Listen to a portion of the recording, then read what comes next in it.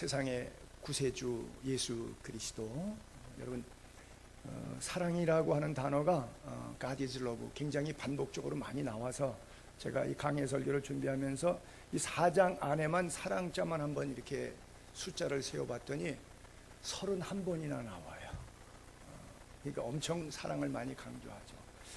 한국말에는 사랑, love 이 단어가 하나밖에 없어서 적절하지 않은데, 신약 성경의 원어가 헬라어로 되어 있는데 헬라 사람들은 사랑이라고 하는 단어가 다 하나님이 인간을 사랑하셨다라고 했을 때는 그 사랑이란 단어가 아가페라고 하는 단어를 써요. 부부지간의 이성의 사랑은 에로스라고 하는 단어를 써요. 부모가 자식을 사랑하고 형제 자매끼리 가족이 서로 사랑할 때는 스톨케라고 하는 단어를 써요. 학교 가면 친구들을 사랑하죠. 저도 경신고등학교 친구들 76년도부터 지금까지 한 달에 한 번씩 40년이 넘도록 매번 만나서 저녁 식사 같이 하거든요. 한 달에 한 번씩. 그 친구들은 정말 엄청 끈끈한 친구들인데 친구를 사랑해요. 그래서 그건 필리아라 그래요. 어떤 사람은 자기가 사랑하는 물건이 있어요. 그 물건에 대한 애착. 또 어떤 사람은 좀 심하면 또 이제 개를 사랑하기도 해서 유산을 개한테 주는 경우도 있는데, 그런 것은 또 라트레보라고 하는 단어를 써요. 그래서 어떤 단어를 썼느냐 따라서 그 사랑의 깊이와 폭과 관계성을 이해할 수가 있어요.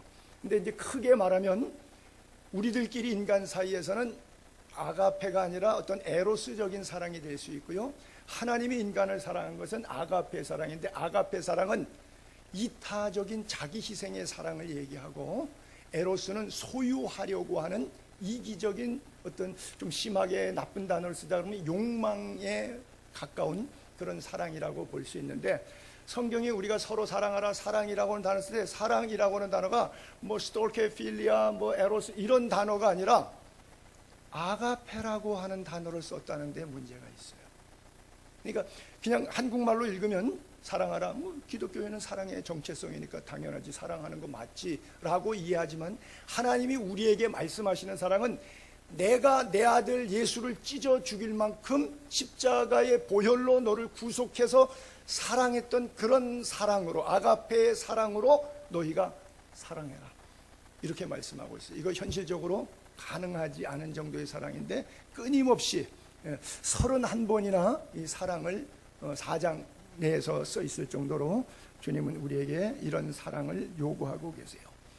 세상 모두 사랑 없어 탄식 소리 들려오죠. 그러나 주님이 이 땅에 오신 것 자체가, 성육신 자체가 바로 사랑이에요.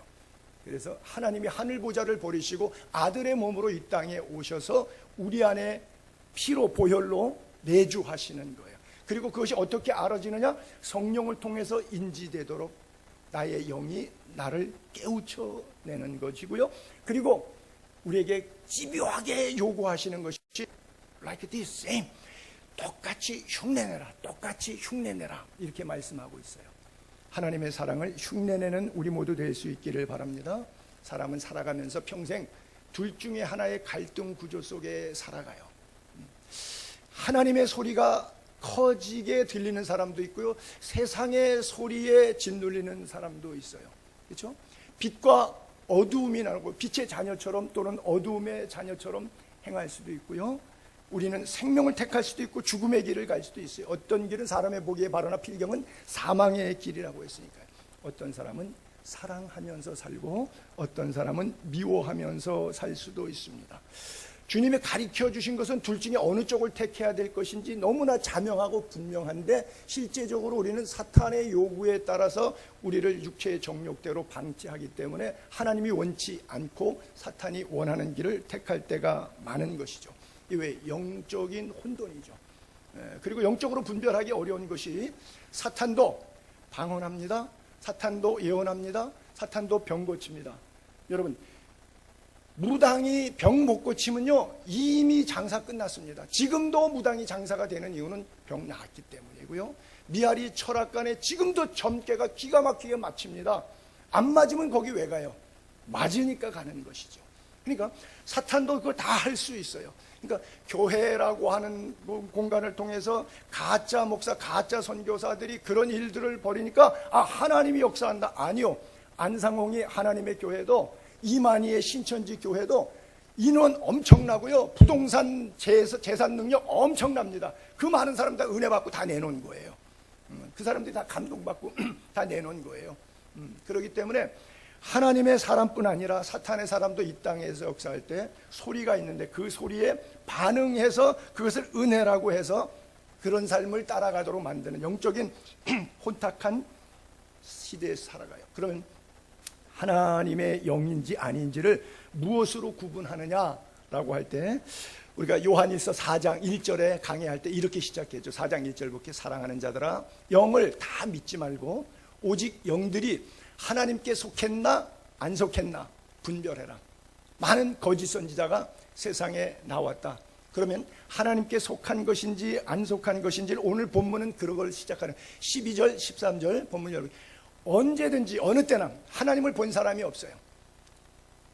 그런데 만일 우리가 서로 사랑하면 하나님이 우리 안에 있어요. 하나님에 속한 영적 존재예요.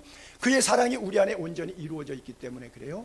그리고 그의 성령을 우리에게 주셨기 때문에 그 성령이 우리가 하나님 안에 거하고 하나님이 우리 안에 거하는 것을 알게 해주는 것이 성령이 무릇 성령으로 말미암지 않고는 그리스도를 주라 나의 왕이라 나의 창조주라 고백할 자가 없다고 말씀하고 있기 때문에 그래요.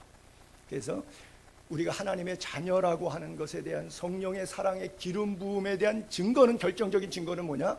내 안에 하나님의 사랑이 열매로 표현됐다고 하는 것이에요. 여러분 인생 살면서 언제가 제일 행복해요? 사랑할 때 행복하죠. 언제가 제일 불행해요? 미워할 때 제일 불행하죠. 그렇다면 하나님의 십자가의 보혈의 능력은 우리로 하여금 사랑하게 하는 자인지 그걸 받았는데도 아직도 미움과 증오 속에 살아가는지에 따라서 사랑의 부은 바의 차이가 내 안에서 말씀으로 스스로 점검해 볼 수 있는 거예요. 나는 하나님 믿는 사람이다 아니다 말로 믿는 자인지 아닌 자인지 설명할 필요 없어요. 열매로 결정되는 거예요. 내 안에 하나님이 계신다는 결정적인 증거는 서로 사랑하는 것. 완사이드한 사랑이 아니라 예수님이 모든 제자를 사랑했어요. 그 사랑에 다 도전 앞에 응전했어요. 그러나 가룟 유다는 예수님의 사랑을 은30으로 되바꿨어요. 예수님은 가룟 유다를 짝사랑했지만 그러나 그 사랑의 도전 앞에 가룟 유다는 응전하지 않습니다. 왜? 돈의 크기에 눌려서. 오늘도 많은 사람들이 교회는 다니지만 돈의 크기에 물질의 크기에 상황의 크기에 인맥의 크기에 눌려서 하나님의 사랑을 내 안에서 발견하지 못하고 사는 사람들이 얼마나 많이 있는지 몰라요. 내 안에 하나님이 계신다는 분명한 증거가 서로 사랑임을 깨닫기를 바랍니다. 왜요? 우리가 어떻게 사랑할 수 있을까요? 또 사랑을 아는 자의 삶은 어떤 삶일까요? 예수님 설교에도 그런 메시지가 있죠. 1만 탈란트를 빚졌는데 감옥에 쳐넣었어요. 다 갚을 때까지 못 나와 살려달라고 빌었더니 자비와 긍휼을 베풀어서 오케이 석방 탕감해 주었어요. 이 친구가 석방된 기쁨 가지고 감격과 희열 속에 막 뛰어가다가 자기한테 100데나리온 빚진 자를 만납니다. 달란트의 100분의 1밖에 안 되는 데나리온인데 1만 탈란트를 탕감받았는데 100데나리온을 빚진 사람한테 가가지고 10,000분의 1도 안 되는 사랑조차 베풀 수 없는 100분의 1도 1000분의 1도 아닌 10,000분의 1의 사랑도 할 수 없는 자. 미안하지만 그 사랑이 취소가 됐어요. 그것을 구원과 연결시켜서 취소됐다고 표현할 수는 없지만 그럼에도 불구하고 이 메시지가 예수님의 설교의 예화가 갖는 메시지의 중심이 무엇인지 분명히 인지할 수 있게 되기를 바랍니다. 우리는 1만 탈란트를 탕감받은 자이기 때문에 가지 100데나리온 때문에 마음을 잃어버리고 사랑하지 못하고 미워한다면 우리는 그리스도인이 아닌 겁니다. 나 같은 죄인 살리신 주 은혜 놀라와 천국에 오지옵소서 손들고 날마다 회개하고 사도 바울처럼 나는 날마다 죽노라 하며 나아가는 자는 그의 삶이 빛일 수밖에 없습니다. 그리고 사랑일 수밖에 없습니다. 인생 살면서 가장 행복한 순간, 사랑의 순간 내가 결정할 수 있어요. 여러분들의 자유의지로 선용해서 미움보다는 사랑의 사도가 될 수 있기를 바랍니다. 요한 사도는 우레의 아들이라고 하는, 번개의 아들이라고 하는 정말 분노가 굉장히 늘 의분처럼 들끓었던 친구지만 하나님의 사랑이 그에게 비춰질 때, 주님과 3년 동안 같이 살 때는 깨닫지 못했지만 주님이 부활 승천하신 후에 오순절날 성령을 체험, 성령이 그리스도를 온전히 깨닫게 하니까 그 이후부터는 사랑의 사도로 변할 수 있었던 겁니다. 여러분 안에도 이 사랑의 마음이 넘쳐나기를 바랍니다. 왜? 사랑만 하고 살기에도 인생은 짧아요. 있잖아요. 우리 최 권사님 아마 느끼실 거예요. 그렇죠? 80이 넘으셨는데 뒤돌아보니까 사랑했던 시절도 있고 아마 미워했던 시절도 있는데 다 가버렸어요. 그렇잖아요. 우리 권사님 38년생이신데 오리지널리 호적에는 39년생이시고 그 세월 동안 미움도 사랑도 교차됐을 텐데 아쉬울 거예요. 야, 내가 좀 더 사랑하며 살았었으면 더 좋았을 뻔했다는 마음이 있을 거예요. 여러분들이 한 살 되기 전에 그리고 나이 한 해 더 먹기 전에 사랑할 수 있다면 하나님이 부어주시는 그 사랑의 마음이 여러분 속에 있기를 바랍니다. 제가 23년 동안 집시촌에서 선교했잖아요. 그 선교사로 있을 동안에 제 인생이 굉장히 행복한 순간이었어요.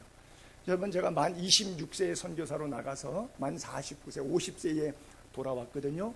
그 만 23년 동안의 생활 속에 입양했던 집시 아들은 집에서 돈 훔쳐나가고 속색이고 우리 아이들에게 자녀 교육에 악영향을 끼치고 천막교회 지구 이동할 때 천막교회를 통째로 훔쳐가고 거기 전기발전기 사놨더니 야학을 하기 위해서 전기발전기 어떤 집시가 통째로 훔쳐가고 뭐 굉장히 힘든 순간들이 많이 있었지만 하나도 힘들지 않았어요. 왜? 그 돈 선교비 받아서 내가 하는 거니까 어차피 그들에게 쓸 거니까 그들이 내가 나눠주지 않아도 알아서 다 가져갔잖아. 얼마나 편해. 그거 배달하려고 그러면 힘든데 딜리버리 서비스 차지도 없이 공짜로 다 해결됐잖아. 그래서 내가 잃어버린 게 뭐가 있어요? 아무것도 잃어버린 게 없잖아. 하나님의 은혜의 부음바. 제가 어떻게 기도한 줄 아십니까?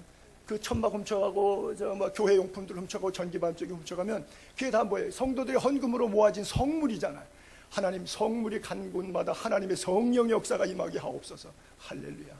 얼마나 감사해요. 왜? 훔쳐간 게 성물이니까 그 속에서 성물이 역사할 거 아니에요. 그렇잖아요. 법궤 갔다가 다곤 신전에 놨더니 다곤 신상 엎어지고 하나님의 역사는 나타나잖아요. 드러나잖아요. 그래서 제가 우리 후배 선교사들 만날 때마다 절대 경찰의 눈이 되면 안 된다. 왜? 현지인들이 사기치고 훔치고 거짓말하고 막 이러니까 나도 모르게 선교사의 마음이 경찰의 눈이 되고 형사의 눈이 안 당하려고 이러다 보면 선교사 철수해야 돼요. 왜 그 마음 가지고 선교사하고 있어요? 현지인 미워하는데, 그렇죠? 현지인을 사랑할 때 성령이 내게 주신 사랑의 은혜를 생각하면 나 같은 죄인 비참하게 죽어도 할 말이 없는 죄인 중에 괴수인데 그럼에도 불구하고 십자가의 보혈로 사랑하시고 목사로 선교사로 세워주셔서 또 성령으로 기름 부으시고 물질도 이 사람 저 사람을 통해 선교비에 주셔서 그것을 감당하게 하시는데 그들을 미워할 이유가 뭐가 있겠어요? 사랑해야지. 사랑만 하고 선교하기에도 짧은 세월이었는데요. 그렇죠? 그래서 제가 선교 기도 편지를 선교사들이 2달에 한 번씩 이렇게 보내는데 거기 타이틀에 집시 선교, 집시 사랑, 땅끝까지, 집시까지 항상 제 기도 편지는 머리 글자가 그렇게 써 있어요. 왜? 집시 선교는 뭘로 하는 거냐? 집시 사랑이라고 하는 거예요. 땅끝까지 나에게 있어서 개인은 집시예요. 그래서 예수 안 믿는 자매가 예수 믿는 자매가 예수 안 믿는 집에 시집갔다 그러면 거기가 나의 땅끝이에요. 예수 안 믿는 공동체 소사이어티 직장에 예수 믿는 형제가 취직했다 그러면 그 소사이어티는 하나님께서 나에게 보내신 땅끝이에요. 우리는 풀타임 하나님의 사람으로 부름받았기 때문에 어디에 가서든지 언제든지 하나님이 내게 부으신 사랑을 표현할 수 있다면 그것이 선교 현장인 거예요. 그리고 그것이 바로 내가 부름받은 자리예요. 40년 동안 양똥치고 뒤쫓아다니면서 미디안 광야에서 비참한 인생을 살았던 모세가 떨기나무 가운데 주의 음성을 들은 다음에 하나님의 음성을 듣습니다. 내가 선 곳은 거룩한 땅이라고요.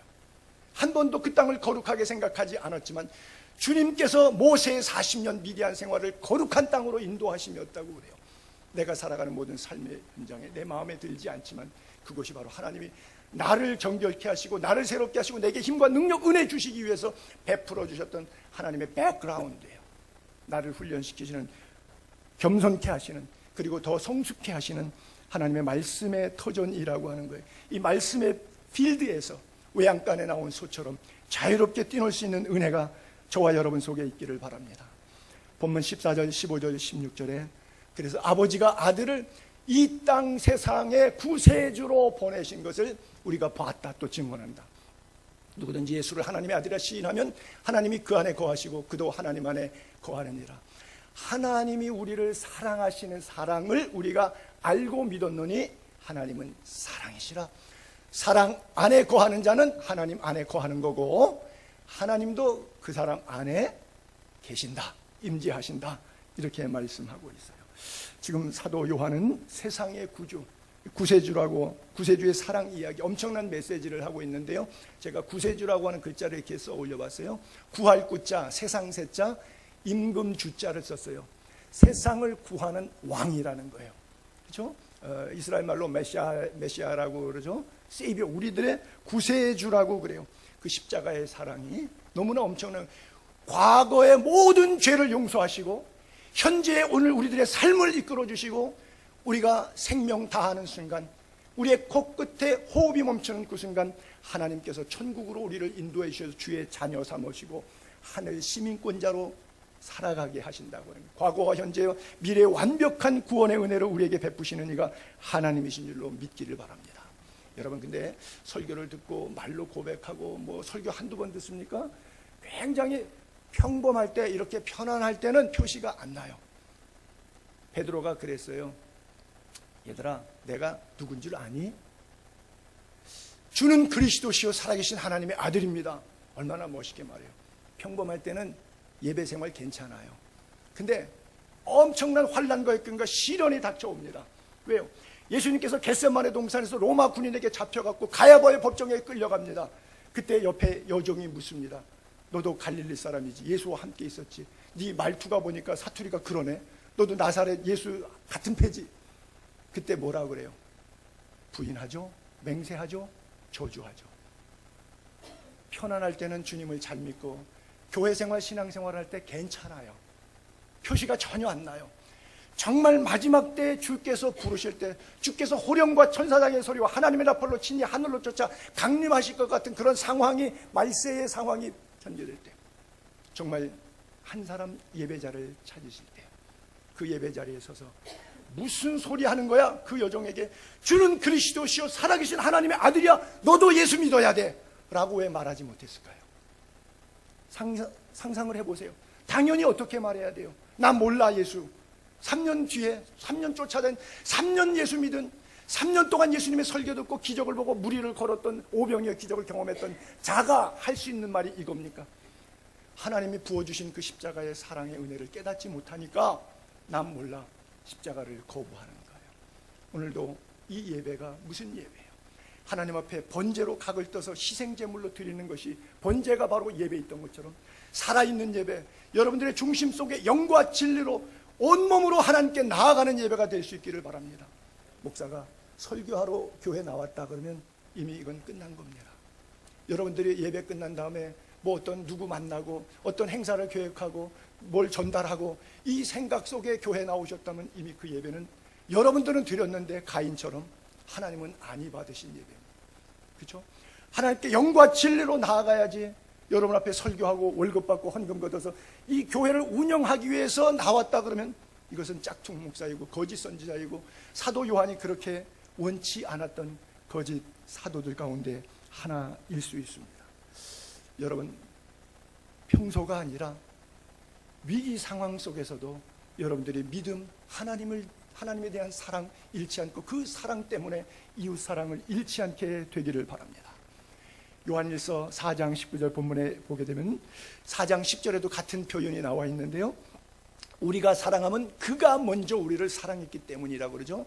또 10절에도 그래, 같은 말입니다. 사랑이 여기 있으니 우리가 하나님을 사랑한 것이 아니라 하나님이 우리를 사랑하사 우리 죄를 속하게 하여 화목 제물로 그 아들을 보내셨다 그래요. 여러분, 화목 제물로 이 땅에 보내셔서 예수 그리스도를 십자가에서 산화시켜 가면서 하나님의 사랑을 우리에게 표현해 주셔서 그 피로 구속함을 받고 입을 열어 하나님을 찬양할 수 있는 자의 삶의 자리에 우리를 올려주셨다고 하는 거예요. 여러분, 예수님이 이 땅에 오셨을 때에 메시아면 왕이잖아요. 어디서 나셔야 돼요? 왕궁에서 나셔야 되죠. 근데 출생지가 어디죠? 여관도 못 구해서 말밥통에서 나셨어요. 예수님이 출생 그래요. 그 왕에서 나실 분이 말밥통에 나시고, 또 궁중 대신들이 모여서 아기가 태어났을 때 비단길에서 이러고 축하 받으셔야 될 예수님이 누구에게 제일 먼저 첫 인간이 와서 예수를 경배하고 예배했죠? 불가촉 천민처럼 그저 목자들 들판 짐승과 함께 짐승 우리에서 야경하면서 지내야 되는 정말 낮고 제일 가난한 신분, 그들이 목자예요. 그들에게 나타나서 그들이 제일 먼저 예수께 와서 예배합니다. 그 모습 누가복음 2장에 보게 되면 8절부터 이렇게 써 있죠. 그 지역의 목자들이 밤에 밖에서 자기 양떼를 지킵니다. 주의 사자가 곁에 서고 주의 영광이 둘러 비추니까 무서웠어요. 천사가 이르되 무서워하지 말라. 보라, 내가 온 백성에게 미칠 큰 기쁨의 좋은 소식 굿뉴스 너희에게 전하노라. 오늘 다윗의 동네 베들레헴 너희를 위하여 구주가 나셨으니 곧 그리스도 주시니라. 구세주가 이 땅에 오셨다고 말하고 있어요. 여러분, 참 신기한 거예요. 왕궁에서 비단길 같은 데서 이렇게 나셔야 될 분이 제일 척박한 땅에서 아무것도 아닌 사람들에게 찬양 받으세요. 여러분, 오늘도 이 말씀이 우리 안에서 하나님의 사랑이 가장 낮은 자리에 임한, 그래서 심령이 가난한 자가 천국을 소유하였음을 깨달을 수 있기를 바랍니다. 예수님께서 30년 동안의 사적 생활을 정리하시고 3년의 공생에 시작하시던 첫날 세례 요한에게 세례를 받으러 요단강으로 나가십니다. 세례 이후에 성령에 이끌려 광야에서 40일 금식 기도하시는 것이 예수님의 3년의 공생의 시작의 첫날이었습니다. 세례 요한이 세례를 외칠 때 바리새인들이 막 비난했어요. 그러나 사도 요한이 내 뒤에 오시는 이는 불과 성령으로 세례 줄 거라 그랬어요. 그런데 정말 내 뒤에 오시는 이가 그 이튿날 오셨어요. 요한복음 1장 29절에 보니까 이튿날 요한이 예수께서 자기에게 나아오심을 보고 이르되 보라, 세상 죄를 지고 가는 하나님의 어린 양이로다 그래요. 여러분, 세상 죄를 지고 가는 하나님의 어린 양, 요한계시록에 뭐라고 써 있어요? 죽임당한 어린 양. 그죠? 세상 죄를 지고 가신 그 어린 양이 죽임당한 어린 양, 그에게 세세무궁토록 영광과 찬양과 존귀와 높임을 누구에게 돌려요? 죽임당한 어린 양. 예수님께서 인류가 타락했을 때, 아담과 하와가 하나님의 품을 떠났을 때 자기들이 무화과나무로 치마를 만들었지만 하나님께서 가죽옷을 지어 입히셨어요. 한 마리의 짐승이 희생을 당합니다. 모리아산에 이삭을 바치라고 했을 때, 그 모리아산 절정에 올랐을 때 하나님께서는 이삭 대신에, 인스테드 오브 이삭 대신에 여호와 일의 순양을 예비하셨습니다. 다윗의 범죄로 온 이스라엘 자체 팬데믹으로 단에서 부활 새벽까지 7만 명이 죽어나갈 때 전염병으로 아라우나의 타작마당에서 번제 제사를 받으신 하나님께서 여호와의 사자에게 족하니 내 손에 칼을 거두라 그러고 문제를 종결 지으셨어요. 드디어 예수님 이 땅에 오셔서 골고다에서 자기 머리를 간 쓰시고 심장이 파열되면서 손과 발에 못자국 허리에 창자국 물과 피를 다 진액을 쏟으시면서 번제로 우리를 예배하셨어요. 우리를 구원하시기 위해서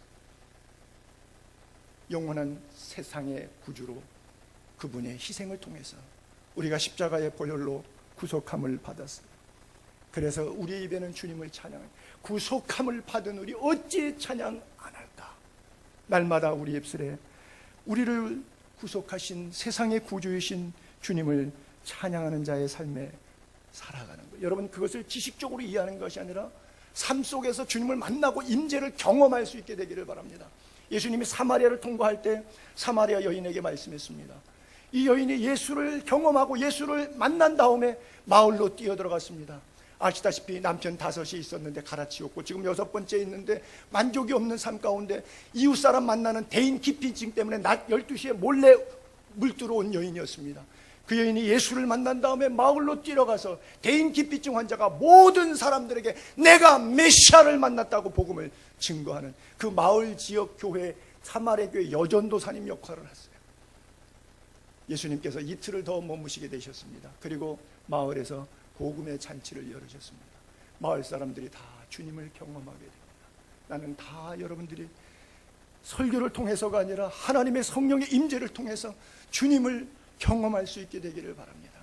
그들의 고백을 한번 들어볼까요? 요한복음 4장 42절에 그 여자에게 말하되, 사마리아 여자에게 동네 사람들이 이렇게 말합니다. 이제는 우리가 믿는 것이, 우리가 예수 믿는 것이 내 말, 네 전도 와보라 메시아 만나 이 소리 때문이 아니라 이는 우리가 친히 듣고 그가 참으로 세상의 구주이신 줄을 알미라.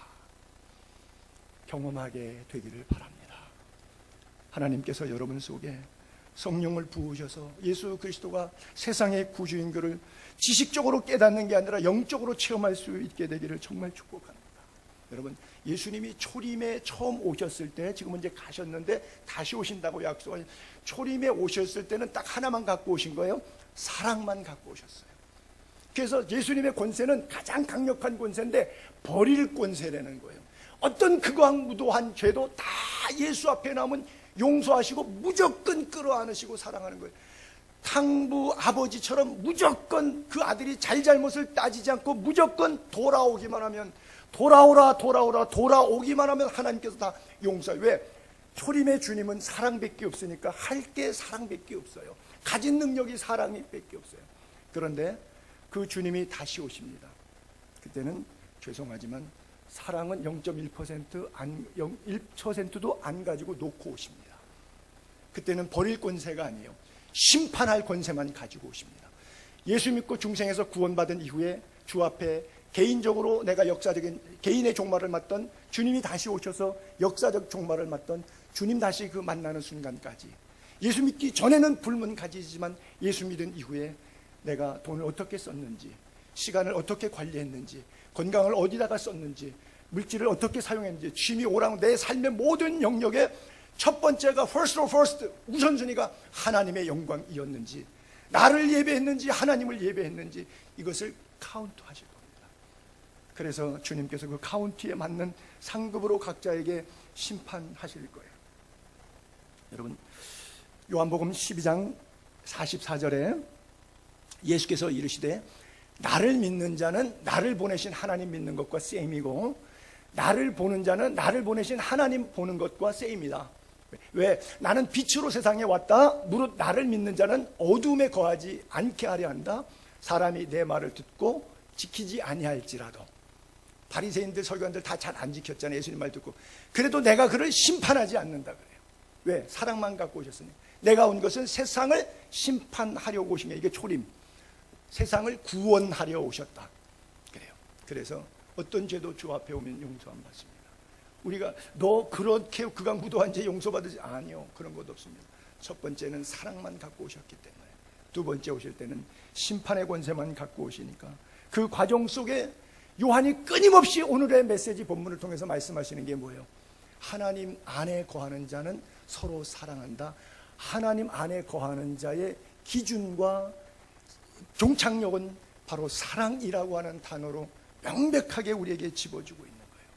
보세요. 오늘 본문의 17절 18절에 이어서 이로써 사랑이 우리에게 온전히 이루어진 것은 우리로 심판날 다시 올 때죠. 주님이 재림 심판날에 담대함을 가지게 하려. 겁이 없죠. 두려움이 없죠.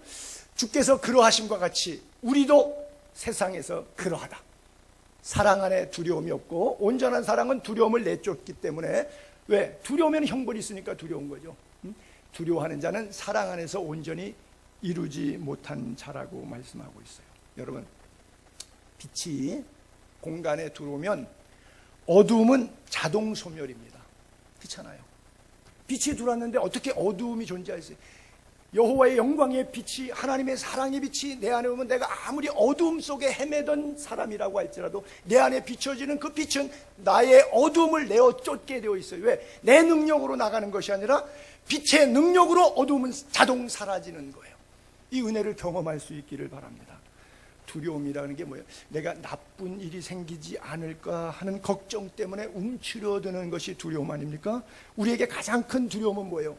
50년 교회 다녔는데 내가 지옥에서 눈 뜨는 거 아니야? 눈 감았을 때 눈 뜬 날이 지옥으로 가는 거 아니야? 이게 제일 우리에게 두려움이죠. 이미 그러나 걱정하지 마십시오. 주님이 2000년 전 십자가에서 완벽하게 해결하시고 온 세상의 구주가 되셨습니다. 누구든지 믿기만 하면 멸망하지 않고 이터널 라이프, 영생을 우리에게 주신다고 약속했기 때문에 그 약속 굳게 믿기를 바랍니다. 최초의 인간이었던 아담이 하나님의 품에 거할 때 하나님 소리만 들어도 반가웠어요. 여러분 창세기 3장에 타락한 이후에 그의 모습을 봅시다. 9절 10절에 여호와 하나님이 아담아 내가 어디 있느냐. 내가 동산에서 하나님의 소리를 듣고 딴 날은 반가웠거든요. 근데 이때는 두렵기 시작했어요. 왜요? 선악과를 먹은 다음이기 때문에. 하나님의 사랑이 그렇게 부어지는 기쁨의 동산 에덴에서도 하나님의 말씀과 떨어진 삶을 살 때 형벌에 대한 두려움이 그의 가슴 속에 하나님의 소리를 외면하게 만들었던 거죠. 우리가 때때로 신앙생활 하다 보면 목사님 신방 오는 것도 싫고 뭐 교회도 나가기 싫을 때도 있고 신앙생활 하다가 디프레스 되면 하나님 하자나 성경 성자도 일단은 스톱, 나중에 내가 어떻게 하더라도 일단은 스톱 하고 밀어버리죠. 바로 그런 작용 반작용의 원리처럼 하나님의 소리는 계속, 하나님의 임재는 계속 말씀을 통해서 계속 우리 안에 역사하시기를 원하시는데, 하나님의 사랑은 끊임없이 우리에게 부어지는데도 불구하고 우리의 상황 때문에, 돈 때문에, 어떤 인간관계 때문에 우리가 마음을 닫고 사랑하지 못하는 것이죠. 이 사랑의 문제가 극복되고 해결되는 은혜가 있게 되기를 바랍니다. 여러분, 대한민국 약 3만 명 가까운 선교사들이 있는데 통계적으로 2만 8천 명이 넘는데 그들이 어디 나가 있어요? 회교권, 공산권, 불교권, 힌두권 오지 말라고 하는, 모슬렘한테 오지 말라 그래요. 배형규 목사 죽었을 때도 왜 가지 말라는 데서 갔냐고, 뭐 구상권 청구해갖고 간 사람들 전부 다 페널티를 다 반납시켜야 돼. 나라에서는 계속 떠들어요. 그러면 가지 말아야 됩니까? 너희는 가서 모든 족속으로 제자를 삼을 때 그 모든 족속 가운데 비자를 주지 않고 종교적으로 탄압하고 박해가 있어도 모든 족속으로 가라고 했기 때문에 세상 사회의 윤리적 도덕의 법률은 허락하지 않지만 하나님의 법은 세상 법보다 상위하기 때문에 가는 거예요. 죽더라도 가는 거예요. 토마스 선교사가 전도도 못하고 목잘림을 당했지만 1886년에 대단광변에 들어와서 그 죽음 때문에 여러분들이 예수 믿고 구원받았잖아요. 언더우드 아펜젤러 선교사 때문에 여러분들이 구원을 받았잖아요. 그들이 대원군의 세국 정책에 오지 말라 그래서 정말 안 왔다면 끔찍한 일이죠. 생각도 하고 싶지 않은 일이에요. 우리 하나님은 우리에게 두려움을 제거하시는 거예요. 3만 명의 선교사들이 오지 말라는 곳에 두려움이 없어서 모슬렘 지역에 몰래 숨어서 복음을 전하면서 왜 그러고 살까요? 똑같은 인생을 살면서 어떤 인간은 왜 그러고 살까요? 이유가 있어요. 하나님의 사랑이 그를 부어주셨고 그 사랑의 도전 앞에 응전할 수밖에 없는 콜링과 사명이 동시에 그에게 임했기 때문에 그분이 거기 간 거예요. 그래서 땅끝까지 나아가는 거예요. 왜? 그리고 땅까지 나가서 그것을, 죽는 것을 하나님 나라 가장 영광스러운 일로 알 수 있을 만큼 하나님의 사랑이 부어져. 왜? 예수님처럼. 예수님도 우리 때문에 돌아가셨으니까 우리도 예수님을 위해서 죽는 것이 마땅하다고 느끼는 것이 하나님의 사랑 때문에 그래요. 그 사랑이 두려움을 내어 쫓아버리는 거예요. 왜요? 그 사랑의 끝은 어디예요? 심판날인데 우리 교인들 제가 늘 강조하죠. 안 믿는 사람들은 심판날 그러면 두려운 날이에요. 형벌의 날이에요. 그러나 우리에게는 어떤 날? 월급날. 월급날. 힘들고 고생하고 야근하고 뭐 프로젝트 한다고 애쓰고 뭐 치사하게 거래한다고 말해서 살살거리고 돌아, 이런 모든 수모를 당해도 뭐 하나 때문에 월급날은 다 잊어버려요. 월급날. Payday someday. 언제 어느 날 월급날. 그래서 심판날은 우리에게 영광의 날이요 축복의 날이요 생명의 면류관, 의의 면류관 받아 쓰는 기쁨의 날 믿게 되기를 바랍니다. 농담으로 제가 안식년이나 이렇게 한국에 나오면 우리 동기 목사들 만나요. 그럼 동기 목사들이 뭐 교회가 한 500명, 1000명씩 모이는 이런 목사들은요 아주 뭐 대단합니다. 세도가. 그래서 선교사 입에 좀 씁쓸해요. 왜 이런 거 있죠? 왜 전방에서 철책선에서 막 고생하던 남자 군인들, 군대에 계서 여자분들 죄송합니다만 막 그렇게 고생하고 뺑이 치고 있는데 가끔 휴가 나와서 딱 보면 밤새 나이트클럽에서 놀는 젊은 애들 보면요 이건 막 세상이 다 썩은 것 같아요. 대한민국에 내가 얼마나 고생하면서 철책을 지키는데 얘는 이러고 노냐? 이게 영적 교만이죠. 선교지에 있다가 돌아오니까 한국 교회를 바라보는 마음이 참 불편할 때 짝이 없어요. 이런가 싶은 그런 마음이 있어요. 그래서 우리 딴 데는 얘기 못하고 우리 친구들 동기 목사들이니까 그런 억압감정 같은 소리 하죠. 니들은 어차피 여기 교인들 다 예수 믿고 구원받고 가만히 있어도 저절로 천국 갈 사람들인데 그 사람들하고 1년 10년 동안 말장난하는 거야 이거. 근데 나는 선교지에서 예수를 전혀 몰라. 그런데 그 사람들 생고구마 같은 사람인데 그 사람들에게 복음을 전해. 나중에 여기서 10년 50년 목회한 다음에 네 입을 통해서 구원받은 사람 몇 명이냐, 나를 통해서 구원받은 사람 몇 명이냐 카운트해보면 누가 상급이 많을 것 같아? 이러고 잘난 척을 해대죠. 그래서 목회는 별로 재미가 없고 선교가 재밌다. 그러니까 여러분들이 이제 목사님 다음 주에 사표 내고 선교지로 또 이제 가실려나 보다. 여러분, 하나님의 사랑이 부어질 때 그 사랑이 여러분들을 감동할 수 있는 힘과 에너지가 돼서 이웃을 사랑하고, 안 믿는 시댁이면 거기가 나의 땅끝이고 선교지잖아요. 안 믿는 직장 일터면 거기에 직장 구성원들이 나의 선교지고 하나님께서 내게 부여진 사람이잖아. 오늘 내게 한 영혼 보내주시옵소서. 하나님의 그 부르심 때문에 나의 삶과 언어와 인격과 돈씀을 통해서 그들이 예수 그리스도 영광의 빛을 바라볼 수 있다면, 하나님의 사랑의 반사경이 되어서 거울이 되어서 그들에게 하나님의 사랑이 전달될 수 있다면 why not? 왜 안 하겠어요? 하나님이 그 일을 위해서 우리를 부르셨는데, 세상의 구주가 되신 이유는 우리도 작은 예수로 세상의 빛의 자녀로 구주 역할을 하라고, 그들을 구원하는 주인공 역할을 하라고 우리를 부르신 겁니다. 먼저 믿은 자의 책임이 그렇게 중요한 거예요. 성경 본문 그대로 주께서 그러하심 같이 우리도 세상에서 그러하니라. 주님께서 어떻게 하신 거예요? 그러하신 것이 십자가. 우리도 그러하리라. 우리에게 주님을 따를 때 너의 십자가를 지고 자기를 부인하고 나를 따르라 말씀하신 것처럼, 이걸 뭐 닮은 꼴이라 그러죠. 주님은 원본이에요. 우리는 복사본이에요. 그렇잖아요. 이 카피하게 되면 원본 사본이 조금 해상도는 흐릴런지 몰라도 정확하게 똑같이 나와요. 주님이 그러한 것처럼 우리도 그러하라. 주님이 아가페의 사랑으로 십자가로 온 세상의 구주가 되셨던 것처럼 우리도 아가페의 사랑으로 이웃 사랑을 실천해서 그들에게 복음으로 예수 믿고 구원받게, 그래서 궁창의 빛처럼 하늘의 별처럼 빛나는 존재로 세워 가시기 위해서 빛의 자녀로 우리를 부르신 겁니다. 주님은 이 십자가를 지시지만 과히 힘들어하지 않으신 이유가, 우리가 월급날을 바라보고 일을 참듯이 주님은 온 인류의 구원 때문에 십자가를 즐겁게 참아내십니다. 히브리서 12장 2절에 보게 되면 믿음의 주님이시고 또 우리를 온전하게 하실 수 있는 이는 오직 예수 그리스도인데, 그분을 바라보자. 그분은, 예수 그리스도는 그 앞에 있는 기쁨, 온 인류의 구원이 그 앞에 있는 기쁨을 위하여 십자가를 참으사 부끄러움을 개의치 아니하시더니 하나님 보좌 우편에 앉으셨느니라.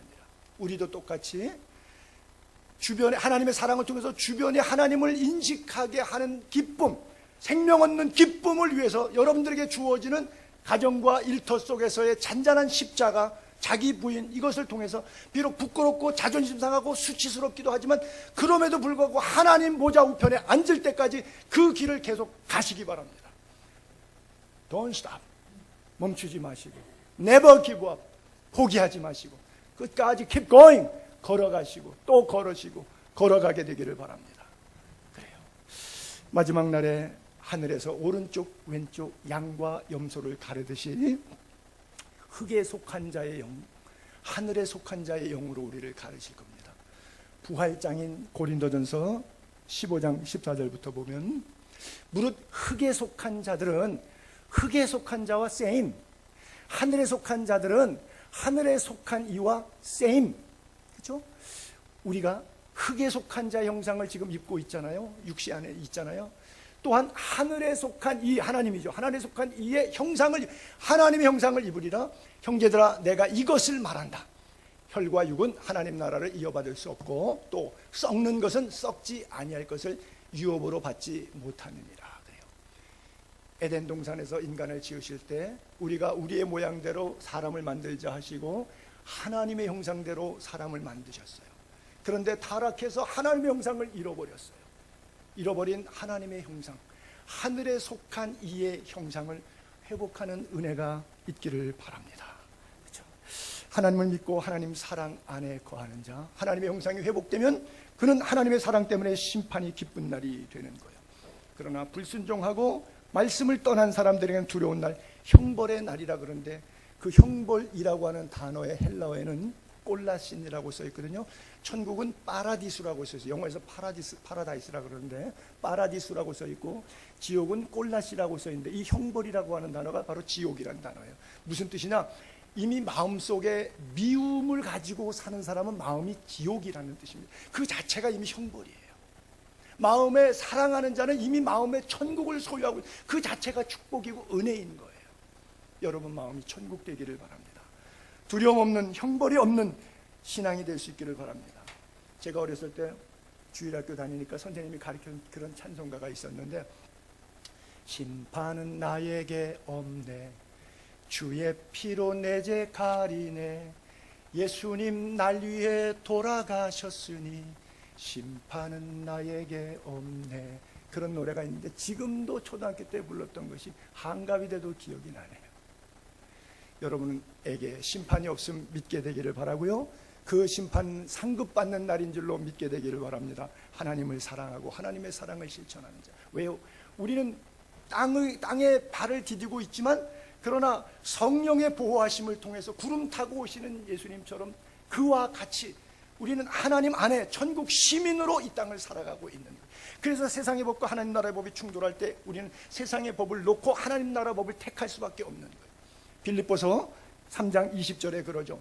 그러나 우리의 시민권은 하늘에 있는지라, 거기로부터 구원하는 자, 누구? 곧 예수 그리스도를 대망한다. 그는 만물을 자기에게 복종하게 하실 수 있는 자의 역사로 말미암아 우리의 낮은 몸을 자기 영광의 몸의 형체와 exactly same, exchange, 바꿔준다고, 변화시켜 주신다고 하는, 이게 뭐예요? 하늘에 속한 이의 형상, 몸의 부활, 영적 부활을 이야기하고 있어요. 오늘 결론은 마지막 20절과 21절의 메시지인데요. 누구든지 하나님 사랑합니다 말은 했는데 사생활의 삶의 영역에 들어가 보니까 오직의 형제를 미워해. 그거는 그 사람 하나님 사랑한다는 말 자체가 거짓말이라는 거예요. 형제를 사랑하지 않는 자, 하나님을 사랑할 수 없어. 왜? 형제는 보이는데 보이는 사람도 사랑 못하는데, 하나님은 안 보이는데 안 보이는 하나님 사랑한다는 것은 이율배반이라는 거죠. 우리가 이 계명을 주께 받았다. 주님의 명령이, 십자가에서 우리에게 남기신 명령이, 십자가의 사랑이 우리를 강권하시는 내용이에요. 뭐예요? 하나님을 사랑하는 자는 또한 그 형제를 사랑할지니라 그래요. 지금까지는 하늘의 사랑에 대해서, 십자가의 사랑에 대해서 약간 어려운, 형이 상학적인 사랑을 쭉 열거했다면, 마지막 끝부분에 가서 그 두 절은 형이 하학적인 육체로 우리가 거하는 동안에 하나님을 어떻게 하는 것이 사랑하는가 하는 실체적인 방법을 제시해 주고 있어요. 그래서 보이지 않는 하나님을 사랑하는 자는 보이는 형제의 사랑에 대해서 이미 극복이 되어야 된다라고 말씀하고 있는 거예요. 내 보물이 있는 곳에 내 마음이 있다. 그렇죠? 내 물질이 있는 곳에 내 마음이 있다. 하나님과 재물을 겸하여 섬길 수 없다. 그래서 하나님이 내게 주신 시간이든 물질이든 인간관계든 뭐 권력이든 삶의 영역에 주어지는 모든 탤런트들을 통해서 이것이 2달란트든 5달란트든 상관없이 하나님의 영광을 위해서 착하고 충성된 모습으로 살아가는 자만 하나님이 의의 면류관, 생명의 면류관을 예배해 주신다는 거예요. 그래서 사랑은 신학도 아니고 교리도 아니고 이론도 아니고 행동이고 실천이고 열매라는 거예요. 성육신 구약에 말씀하셨던 것을 신약에 와서 오셔서 구속사를 완성하신 것과 똑같이 오늘 우리에게 남기신 말씀도 다시 오실 주님 이전에 우리가 행해야 될 일. 예를 들어서 예수님의 친동생 야고보 같은 경우는 야고보서 2장 15절에 이런 메시지를 남겨요. 만일 형제나 자매가 헐벗고 일용할 양식이 없어요, 너희 중에 누구든지 그에게 안부를 전해요. 평안히 가라, 덥게 하라, 배부르게 하라, 말만 해요. 그리고 몸에 쓸 것을 주지 않으면 무슨 유익이 있느냐. 이와 같이 행함이 없는 믿음은 그 자체가 죽은 것이라 그래요. 요한일서 3장 17절부터도 또 볼게요. 누가 세상 재물을 가지고 있는데 형제의 궁핍함을 보고도 도와줄 마음을 닫아버려요. 저거는 아주 쌤통에 고생 좀 직사게 해야 돼. 그리고 긍휼의 마음이 없이 그냥 닫아버려요. 그러면 하나님의 사랑이 그 속에 자꾸 작동할 수가 없다는 거예요. 자녀들아, 우리가 말, 혀 이렇게 사랑하는 것이 아니라 행동, 진실함, 열매로 나타나는 것이, 이것이 하나님의 사랑을 제대로 받은 사람. 삶의 우선순위가 하나님이냐 물질이냐, 내가 하나님을 예배하고 있는 거냐, 하나님께 기도해서 주실 물질, 건강 플러스 알파의 어떤 것들이냐, 이 차이로 같이 예배당에 앉아있지만 하나님을 영과 진리로 예배하는 자가 있고, 어떤 사람은 내 일신의 영달을 위해서 기복적으로 앉아서 말씀을 듣는 사람도 있다는 거예요. 그래서 우리가 말과 혀의 사랑이 아니라 행동과 진실함으로. 그래서 마틴 루터는 이야기해요. 진정한 회개는 지갑이 회개하는 것이다. 마틴 루터가 참 멋있는 말을 했어요. 그래서 사도 요한은 우리들이 하나님의 사랑 안에서 어떻게 하는 것이 이 어려운 형이 상학적인 요구하는 그 사랑을 구체적으로 우리의 삶 속에서 실천해 낼 것인가.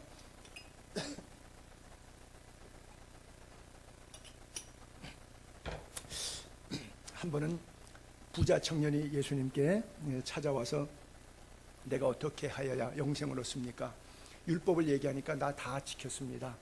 예수님께서 마태복음 19장 21절 22절에 이렇게 말씀하십니다. 그래? 그러면 네가 완벽하려면 네 소유가 많다. 그것이 너에게 신앙적으로 참 불편함이 될 수 있겠다. 그것을 가난한 사람에게 나눠주라. 그리고 그 대가를 하늘에서 내가 주겠다. 보화로. 그리고 와서 내 제자가 되어다오. 이렇게 부탁했어요. 근데 청년이 제자의 삶을 가기를 원하지 않아요. 왜? 돈이 많으니까. 세상 돈 있으면 재밌는 거 많습니다. 그렇잖아요. 돈 갖고 뭐 재밌는 게 너무나 많아요. 돈만 있으면 너무너무 세상을 살만하고 재밌는 곳이잖아요. 그러니까 하나님의 말씀을 듣지만 자유의지로 판단하는 거예요. 하나님을 위해 쓸 것이냐, 내 일신의 영달을 위해서 쓸 것이냐, 이 재물이 근심이 됩니다. 여러분, 하나님이 물질을 주실 때 이것이 근심을 주시는 걸까요? 아니죠. 사명을 주시는 것이죠. 그렇죠? 그래서 하나님의 영광을 위해서 더 멋있고 더 훌륭한 그리스도인으로 만들기 위해서 우리에게 허락해 주시는 거예요. 그러니까 주라, 따르라 이렇게 말씀하시는 거예요. 그렇죠? 우리가 주어야 될 것이 무엇이고 따라야 될 것이 무엇인가. 정말 주라 그랬는데 받는 자가 이기적인 되고, 따르라 그랬더니 주님을 따르는 것이 아니라 물질을 따르고 사탄을 따른다 그러면 그것은 하나님의 자녀가 아니죠. 그 사람 속에는 늘 미움과 원망과 시기와 질투가 가득할 수밖에 없는 거예요. 왜? 자유의지가 굴절되어 있기 때문에.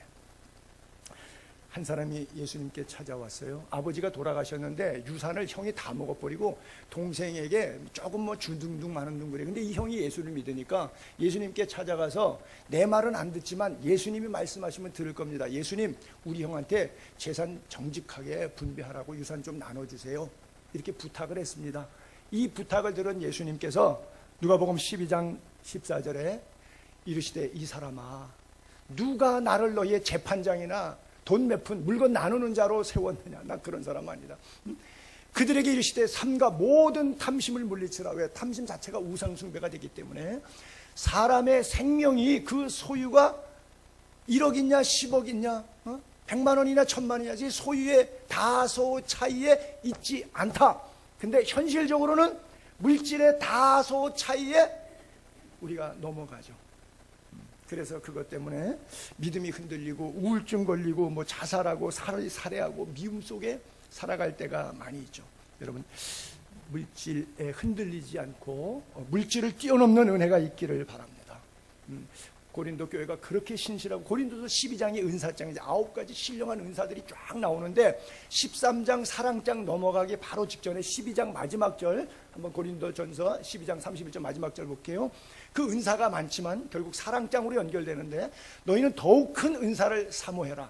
내가 또한 가장 좋은 길, 베스트 웨이, 가장 선한 길, 이것을 너희에게 보이겠다. 그러면서 그 다음에 사랑장으로 고린도 13장에 넘어가는 거거든요. 여러분, 그리스도인에게 있어서 최고의 능력은 예언하고 방언하고 병 고치고 이런 게 아니고, 최고의 능력은 사랑임을 믿게 되기를 바랍니다. 그리스도인에게서 최고의 축복은 돈의 많고 적음이 아니라 사랑임을 믿게 되기를 바랍니다. 어떤 상황 속에서도 여러분들에게 하나님이 주시는 능력, 탤런트, 물질 이런 것들이 하나님이 주신 은사의 개념으로 받아들여서 하나님의 사랑을 실천하고 열매 맺는 도구로 쓰임받을 수 있게 되기를 바랍니다. 300데나리온도 넘는 그 옥합을 깨서 예수님께 드렸던 여인이 복음이 증거되는 곳곳마다 그 이야기가 화자되라고 주님 명령하셨던 것처럼 여러분들의 삶에서 나누어지는 시간과 예배를 통해서 드려지는 총체적인 인격적 모든 삶이 물질뿐 아니라 모든 전체적 삶의 영역이 하나님께 옥합처럼 깨어서 드려져서 온 곳에 모든 열방에 거룩하고 아름다운 미담으로 가득 차게 하는 빛의 자녀들 될 수 있기를 주님의 이름으로 축복합니다. 기도하겠습니다.